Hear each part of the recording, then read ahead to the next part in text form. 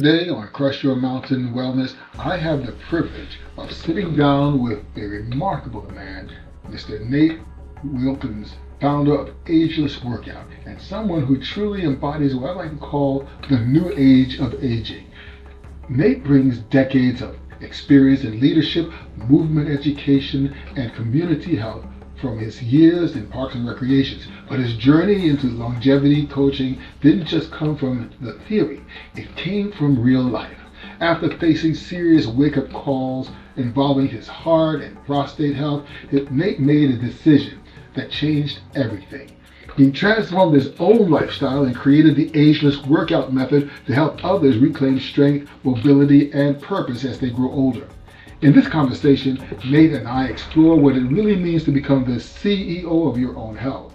We talk about the mindset shift required to age with power instead of fear, the importance of self-love, and why small, consistent habits can completely reshape your health over time. Nate also walks us through his personal routine, the philosophy behind the Ageless Workout method, and why compound movements like squats, farmer's carries, and functional strength are essential for maintaining independence as we age. We also dive into nutrition, breathwork, stress management, and the cultural barriers that often keep men from taking ownership of their health. What Nate shares is both practical and inspiring. This episode is really about reframing the entire conversation around aging. It's not about decline. It's about purpose, growth, and continuing to build a life of strength and meaning. So if you've ever wondered whether it's too late to start over with your health, this conversation will remind you of one powerful truth. Your best years may still be yet ahead of you. Let's get into it. Mr. Nate O. Wilkins, welcome to Crush Your Mountain. It is amazing to see you again, sir. And so talk to us. How have you been, first of all? Excellent. Henry, let me just first say thank you again for the opportunity to share your podcast and Crush Your Mountain. I think these opportunities give us a chance to impart what we think are some wisdom and knowledge over the years. It's we're not new to this thing, although things are happening and we're using the technology. But I think that the conversation that we have to share can be meaningful for a number of people across all spectrums. Absolutely. It's so very true. You know, being the CEO of your own health, you talk about that. What's the first executive decision most people over 40, over 50 need to make, but they usually avoid? Thank you for that. I think that's a real good question to start out with. And I think one of the things that we have to do is learn or relearn self-love. See, I think it's difficult for us to go out and help. And I'm not saying we need to be selfish. I'm saying it's difficult for us to go out and help others if we don't love ourselves. How can you be kind and caring and giving to somebody else if you don't do that for yourself first? So I think the person who is in charge or the CEO of their own health, they have to have their own house in order, or at least be working on the pieces to get their house in order. Has to ask a number of questions about where is this going? What is happening here? And then be able to share that or give of themselves to others based on what they've accumulated through their knowledge of themselves. And I think that's where this conversation can start. Okay, so expound on that for me. Help me to know what things we can do. What mind shift do you see as the biggest game changer for people who want to go large, so to say? They want to age with grace and power instead of fear. Well, it's interesting. I've been playing with this idea. I think that first of all, when you find yourself getting what some people say, I'm getting old. Well, when you get old, work hard to get young. And what I'm talking about is a mindset shift that perhaps this conversation is about aging well or or living your best life in terms of health span. So I think that the place that we have to examine is, what is it that we are about? Are we able to move our bodies effectively? I know we're slowing down somewhat, but within that slowing down, maybe we're doing it better, and maybe we are asking some different questions and requiring more of ourselves.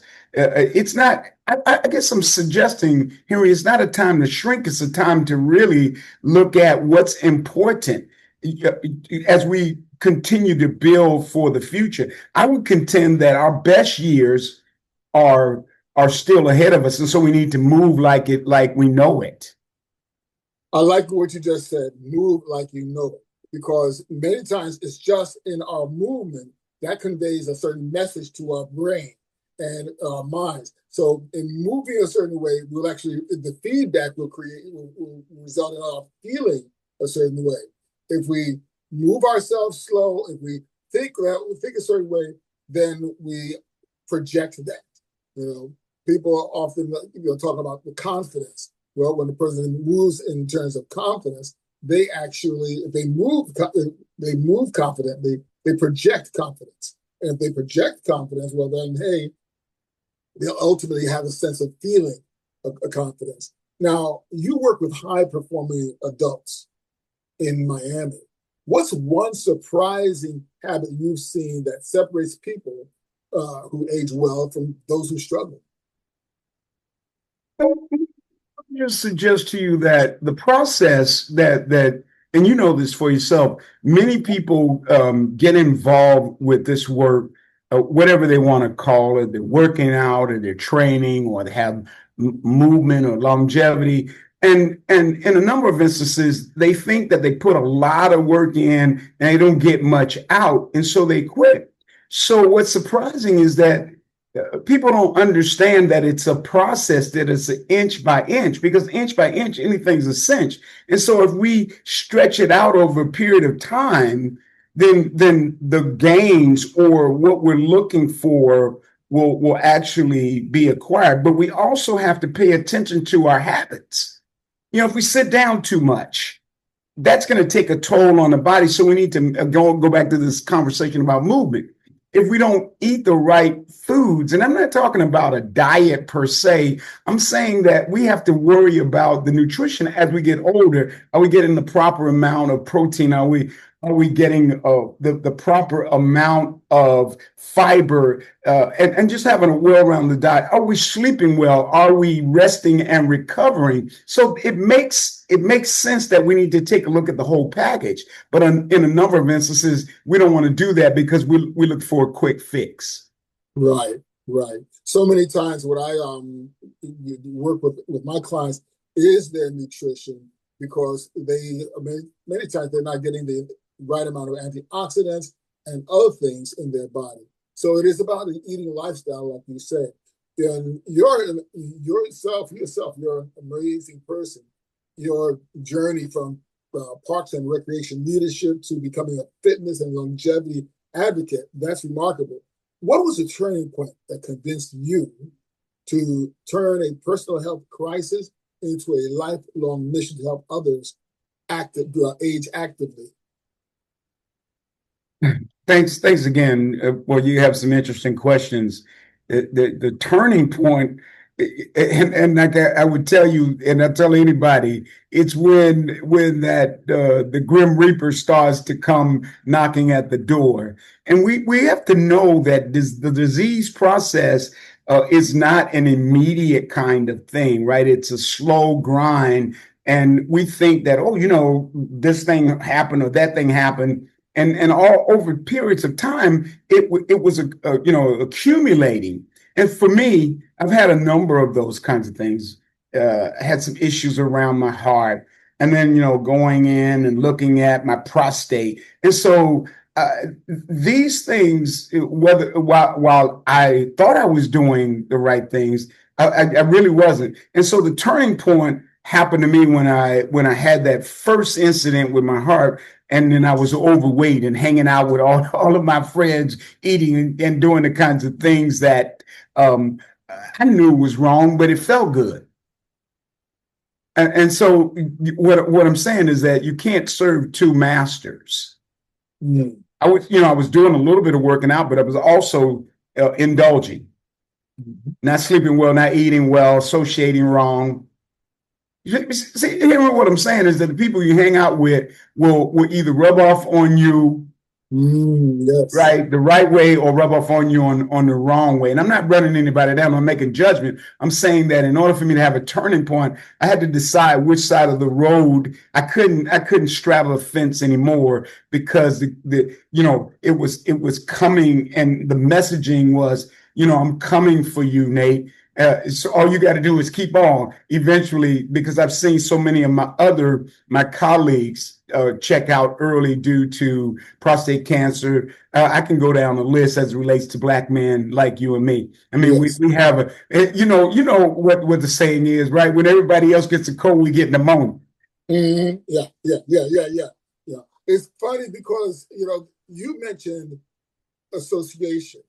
And I think that's so important, because many times if you're in an environment where they are down with Bojangles and all the fries and all that stuff, and that's what they eat day in and day out, if you're not careful, you develop the same mindset, and you start neglecting things that are important to your body's longevity, your body's optimum health. So it's so very vital that you do this. I really value that, and very true. Once we take that time to look at ourselves and make those changes, then you yourself can see where you're going and hold off Joe Black a little bit more so. He doesn't have to come visit your door too long, or too soon, as it were. Mm-hmm.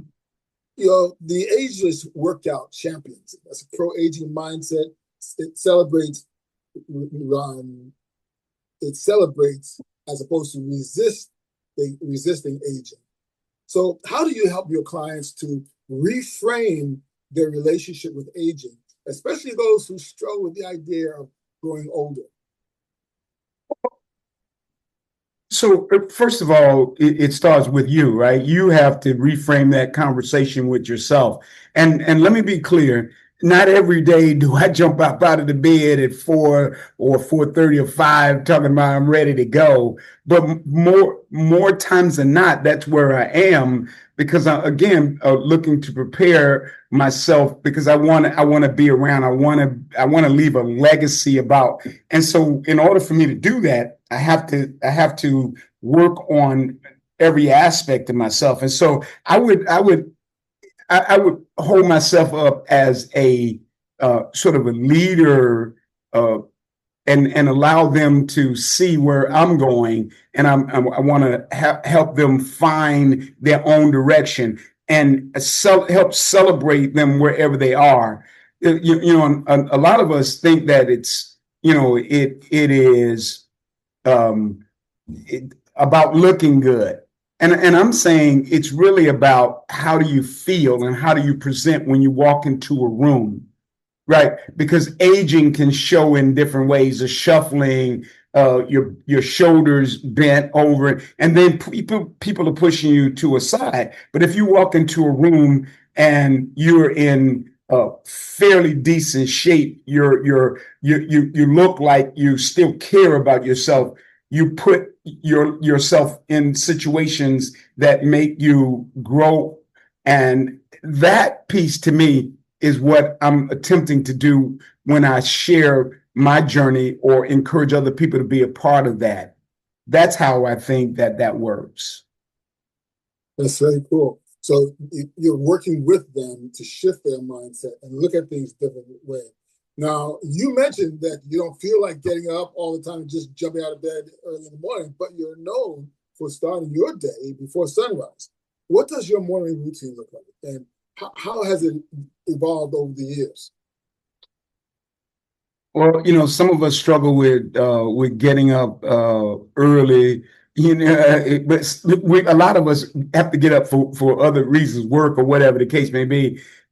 being semi-retired, I still make myself get up and go to get my exercise in before I work with somebody else. So getting up and sitting on the side of the bed and asking myself a question, how can you serve more people with what you're going to do today? What are you going to give? Not what are you going to get, but what are you going to give? How are you going to show up? And then I get up, wash my face, all of clean myself up. Got a little animal that I work with, make sure he has care, take him outside, and I get me a cup of hot water with lemon. I drink that water, and then I'm preparing eggs. I eat about 4 eggs a day in the morning. Have me some coffee, and then I'm journaling, and then I'm exercising, and then I'm off to do for other people. That's kind of the routine, listen, I even do inspirational music, right? Or I'm listening to a podcast that gives me or fortifies me, because there's so much stuff that's going on, and I just need to stay in a tight bubble. So when it comes down to the actual workout, because I know many of my people who are now moving into their 60s, moving into their 70s, moving into their 40s, they want to know what are the workouts that Nate Wilkins does at this point in his life that can actually move them further so they can get to your point of life. What when you hit that beach, when you hit that gym, what are some routines or some exercises that you find most efficient or most helpful? So, so it's called the Ageless Workout. First of all, Ageless Workout method. So, I'm suggesting that a warm up. Somebody asked me today when I was teaching class. I said the warm up's going to be about 10 or 15 minutes. It's like an old car, right? It still runs well, but you got to let it warm up, and then because it's made solid. And so the movements in different directions, we don't live on one plane, so moving in different directions, and not necessarily stretching, but dynamic movements, or some of those movements that you'll see later. And after I do those things, then I find that it's important to work on compound exercises, squats, with squats with weights, and it doesn't have to necessarily be heavy, but I do like to sometimes, maybe once or twice a week, incorporate something that I call heavy, because that kind of resistance against my bones and the messaging that it sends to my body is important to me. Push-ups, lunges, deadlifts, a farmer's carry for grip, balance, working on my calves, working on my glutes and my back. And once I get those things done, then I can work on other pieces of my workout if I have time. So, I leave myself about 30 or 40 minutes of a workout. And then, then I'm actually looking at stretching, for real stretching. Then I go on to play with somebody else. Okay. Well, that's very cool. And I'll tell you what, squats are so important, because squats are basically, that used to be the chair. Before anything else, as human beings, before chairs were invented, what we would squat down and hold the squat. So that's a marker of longevity. The longer a person can squat down and remain there. So that's a brilliant exercise. Doing the farmer's walk, it's ironic that you mentioned that, because we had an episode on the audio version where we discussed the farmer's walk and its connection to reducing glucose significantly in the body, especially when it's paired with the soleus push-up, which focuses on the soleus muscle in the calf. So great ideas there. But now, with your passion for men's health, what do you believe is the biggest mental and cultural barrier for keeping men from taking the ownership and being the CEO of their health as they get older? Well, I think that the messaging is getting better. I see a number of men. As a matter of fact, in my classes, I see more men showing up. Now they get embarrassed because they can't do the work sometimes as much as women do. But I also see them in the gym more and more working on key aspects. I think that.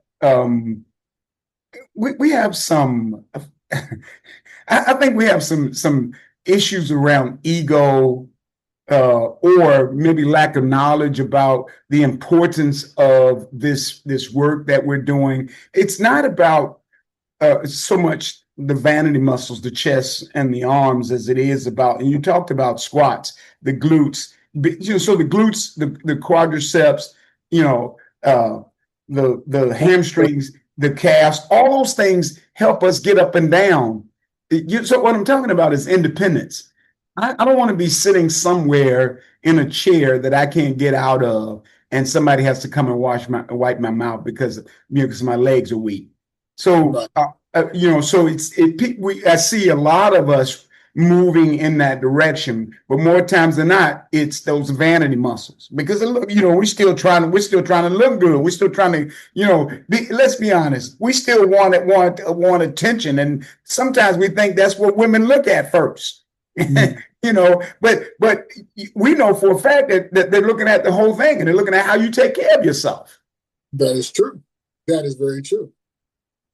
The fact of the matter is that as we get older, and I used to see these guys. I don't know if you've seen them. They're the proverbial guy with the shirt undone and the gold chain. Mm-hmm. They've hit that point, and but they haven't taken care of their bodies to the extent where their body is the gold, so to speak, as opposed to just the gold chain. You see, the idea, as you said, is to focus on the parts of the body that will keep you upright, keep you moving, and also keep you focused because they're the mind-body connection. Mm-hmm. Now, you're an incredible guy. You've always been, ever since I mentioned the first time. And as someone who's reinvented himself in his 50s and continues to inspire in his 70s, what advice would you give to someone who's entering midlife, who feels like it's too late to start over or to make a major lifestyle change? Mm-hmm. First of all, I would say that that's not necessarily true. We know the science tells us, so the research tells us that we can still build muscle if we're willing to. So here's again, Henry, this is this mindset thing that we've been talking about. Shifting the mindset to not that I have to lift heavy or I have to compete with other people, but making sure I'm strong enough, making sure I have my balance, that my core, that I'm standing upright. I can get up out of a chair. I can do the things that I can travel if I want to. I can go and play with my grandkids or move around with my friends as much as I want to. These are the key pieces. And so I think that we have to come to grips with aging is not a decline. It's actually credentials that you have some bragging rights when you get here, right? I'm still looking for a time when I can say that I've accomplished these things because I put my mind to it and I'm still here. Because I see 80-year-olds still at it, 84, 90-year-olds still at it. As a matter of fact, I was talking to a gentleman today who was 90 and still in the gym. But he's not lifting heavy, but he's still in there. Right. Yeah, he sure works on his boxing because he's a Parkinson's patient or what have you. So we can still do some things. We just have to believe in ourselves differently. It's not too late. I contend that it's not too late. Absolutely. Well, have to talk to yourself that way. I am going to totally agree with you with that. It's definitely not too late. We do It's when it becomes too late when we start thinking that it's too late. But we're always in a position of growth because we have a mind that is designed to actually not to function forever. Really, our capacity for neuroplasticity, neuroneogenesis is virtually infinite. So if that's the case, then we now have to bring our minds, our bodies along with it. When we're going to be the CEO, first executive order, hey, you get up out of bed. Hey, you pick up the weights. Hey, you do some squats, etc. But, I wanted to ask you something because you and I have another interest in common. And when last time we talked, you pulled out the book on breath and breath work. So tell me, I know I lead a breathwork group down here with people. That's one of the things that I like to do. Do you also, with the Ageless Workout, incorporate breath and breath work? More and more.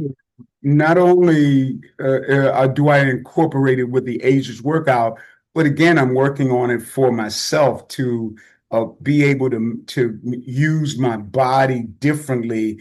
I learned that the breathing can help me in intense situations. I live in Miami, and somebody cuts me off when I'm driving. Rather than me getting upset, I need to take a deep breath, and allow that. So stress management, but also when I'm lifting weights, learning how to use the different parts of breath to manage through the process, and then sharing that. I'm constantly talking to my clients or participants in class about breathing from the diaphragm in through the nose, out through the mouth. So overall, it is a total part of what I do and what I encourage anybody that I'm working with to learn more and more and incorporate that. Even when you lie down, there are ways to actually breathe lying down and getting the most out of it. So that's a whole other if you'll have me, that's a whole other podcast that we could talk about, Absolutely. particularly as it relates to people like you and me. Absolutely, absolutely. And I think that because of the intergenerational trauma that we had amongst the African population in this country, I think that most of us don't breathe naturally or the way we should. I think as a whole, many of us are still breathing shallow. And that also constrains the body, keeps us in the fight or flight, and also keeps us in that mode of conflict. But just changing your breath and breathing in the natural state from the diaphragm, taking advantage of the various types of breath work for the box breathing, 4-7-8 breath work, tumor breath work, and some of the, even I dare say I'll mention Wim Hof because I think he's amazing. But we can do those very same things, and it doesn't have to be a matter of religious or spirituality in that sense. It's a matter of inspiration of the self, so that we can grow from within and be able to take care of our health. It's just a point of growth, I would say.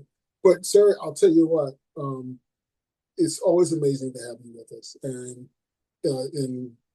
I know that you're here with the new age of aging, and help people to see what that looks like. We talked about being the CEO of your health, but now when we talk about an age, we're talking about total lifestyle and experience. So help us to understand what the new age of aging is going forward for people in 2025, 2026, and going forward. So let me say this. We appreciate your wealth of knowledge. I think we should collaborate.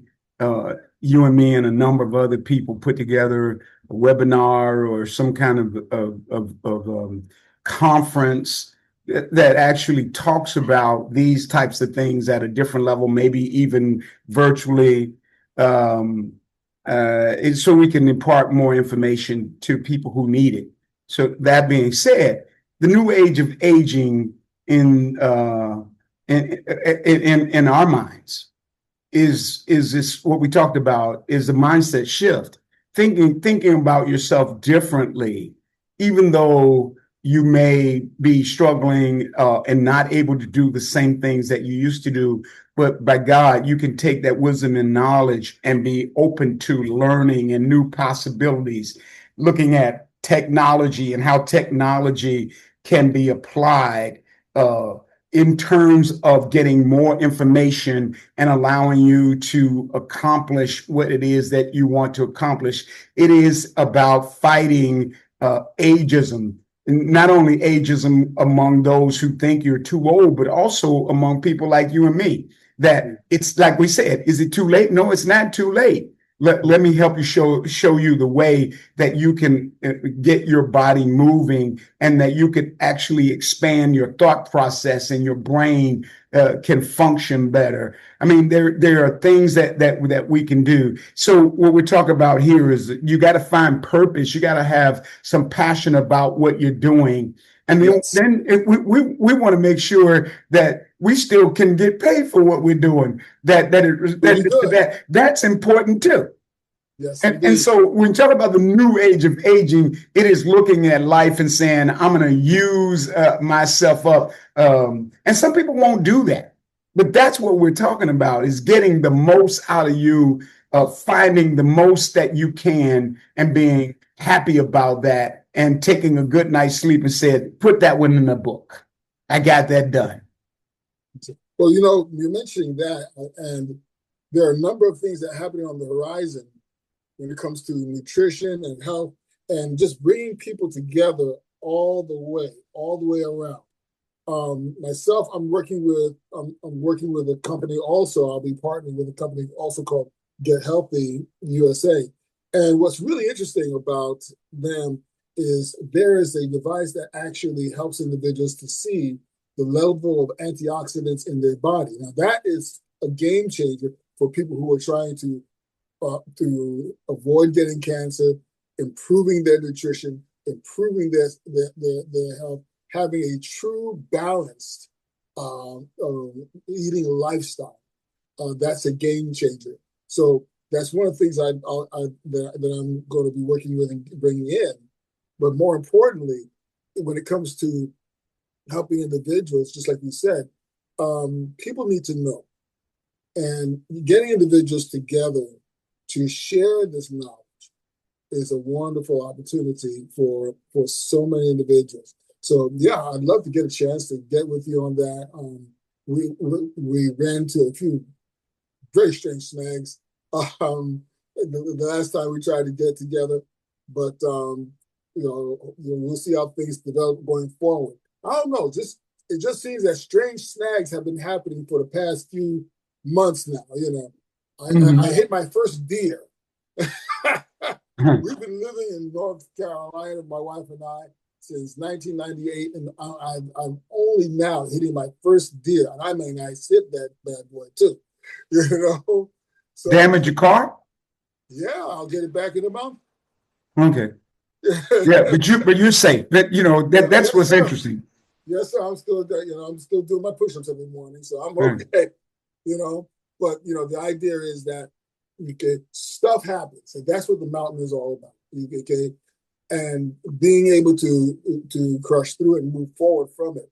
That is the last question that I always have for you, and it's been such a joy talking with you. I love the idea of just learning from you and observing you. And one of these days, I'll come down to Miami because my cousin's there, and I'll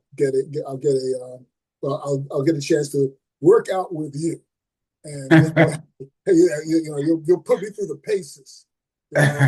Hopefully, I'll look as good as you do now by that time. So, hey. You know what? You look good right now. So, but I appreciate the compliment. Henry, you're always welcome. Look forward to hanging out. So you talked about lifestyle. So coming to Miami, it's more than a workout. It's actually living and living at the level that you want to live. So we would have to enjoy every aspect: the food, the culture, the water, the sand. I'm not bragging. I'm just saying that's the beauty of the Yeah. place that's called Miami. So, answering your question, or how, I've thought about it. I pondered that for Well, when I let me make the question plain for everybody, because everybody waits for me to hear to say it this way. So, officially, Nate Wilkins, what does it mean for you to crush your mountain? So it's on a daily basis. It is getting up and living up to who I say I am and who I say I want to be, and putting those things in place, and not being so judgmental about who I am, and allowing or giving myself some grace, but also finding a way to be more kinder and gentler around the people that I call important in my life, but also knowing or feeling enough that it's okay if people don't like me, that it's enough for me to like myself. Yes. And so I find that that is important in terms of crushing my mountain. But lastly, Henry, what I would say is that I want to make sure that when I make my transition, because we know that the transition will come for all of us, that I can hear the Creator say, "Well done, thy good and faithful servant." Okay. All right. Well, I'll tell you,